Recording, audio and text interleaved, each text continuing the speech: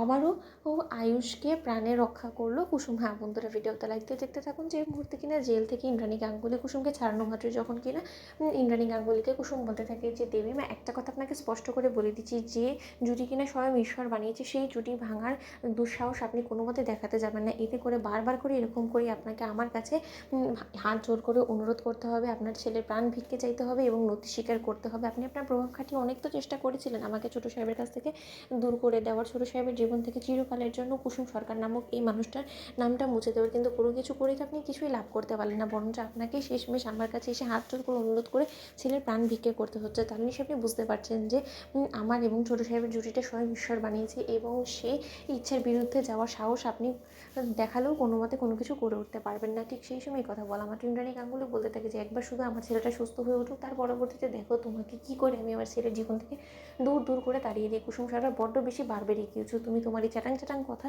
বলা আমি গুছিয়ে দেবো। ঠিক সেই সময় ইন্দ্রাণী গাঙ্গুলির দৌলতে যখন কিনা কুসুম ছুটতে ছুটতে আয়ুষের কাছে হসপিটালে এসে পৌঁছয়, এবং সেখানে ডক্টররা যখন বলতে থাকে যে আরে আরে আপনি এরকম করে কী করে ঢুকে পড়েন আইসিইউ রুমে বলুন তো। ঠিক সেই সময় ডক্টরদের কাছে যখন কিনা কুসুম বলতে থাকে যে উনি যার নাম নিচ্ছিল আমি হলে গিয়ে সেই ব্যক্তি, আমি হলে গিয়ে কুসুম সরকার ডক্টর। ঠিক সেই সময় কথা বলা মাত্রই তখন কিন্তু ডক্টররা বলতে থাকে যে ওকে ঠিক আছে, তাহলে আপনি ওনাকে কোনোভাবে উত্তেজিত করবেন, আপনি চাইলে এখানে থাকতে পারেন, কিন্তু ওনার যদি সেন্স ফিরে আসে তাহলে আপনি আমাদেরকে অবশ্যই ডাকবেন। ঠিক সেই সময় কথা বলা মাত্র কুসুম যখন কিনা আয়ুষের বুকে শুয়ে আয়ুষকে জড়িয়ে ধরে অচরে কাঁদতে থাকে এবং বলতে থাকে যে ছোটো সাহেব এরকম করে আপনি আমাদেরকে শাস্তি দেবেন, আমার তো কোনো দোষ ছিল না, আমি তো আপনাকে ভালোবেসেছিলাম, কিন্তু ভালোবেসেছি এতটা শাস্তি পেতে হয় সেটা তো আমার আগে জানা ছিল না, আপনি কেন এরকম করে শাস্তি দিচ্ছেন আমাকে বলুন তো।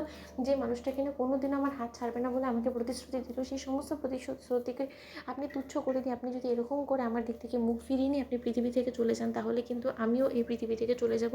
আমরা দুজনে না হয় পরপারে একসঙ্গে থাকবো, অন্তত এই পারে নাই পারলাম একসঙ্গে থাকতে, কিন্তু পরপারে তো আমরা পারবো হাতে হাত রেখে একে অপরের সমস্ত ধরনের বিপদ আপদে মোকাবেলা করে একে অপরের ঢাল হয়ে থাকতে।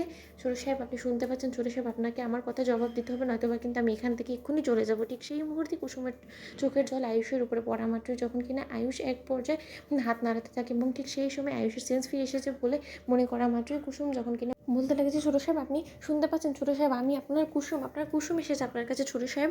ঠিক সেই সময় আয়ুষ যখন কিনা কুসুমকে দেখতে পায় নিজের চোখের সামনে, ঠিক সেই মুহূর্তে আয়ুষ বলতে থাকে যে কুসুম তুমি এসেছো, তুমি কোথায় ছিলে, আমার এই অবস্থা তাও তুমি এখানে আসোনি কেন বলো। ঠিক সেই মুহূর্তে সেখানে ঈশান হঠাৎ করে ঢুকে পড়া মাত্রই যখন কিনা ঈশান দেখতে পায় যে আয়ুষের সেন্স ফিরে এসেছে, ঠিক সেই সময় ঈশান আয়ুষকে বলতে থাকে যে ভাইদা, মা রীতিমতো জাদুকরকে জেলে ভরে রেখেছিল যাতে জাদুকরকে তোর কাছ থেকে আলাদা করে দিতে পারে, কিন্তু ঈশ্বরের লীলা খেলা দেখ মা কি অবশেষে জাদুঘরের কাছে নথি স্বীকার করতে হলো। আমি যে তোর সেন্স ফিরে এসেছে সেই খবরটা এক্ষুনি সমস্ত লোকেদের কাছে বাইরে দিয়ে আসি। ঠিক সেই সময় বাইরে গিয়ে আয়ুষের সেন্স ফিরে আসার খবর দেয় ঈশান। তো বন্ধুরা লাইক শেয়ার করে সাবস্ক্রাইব করো।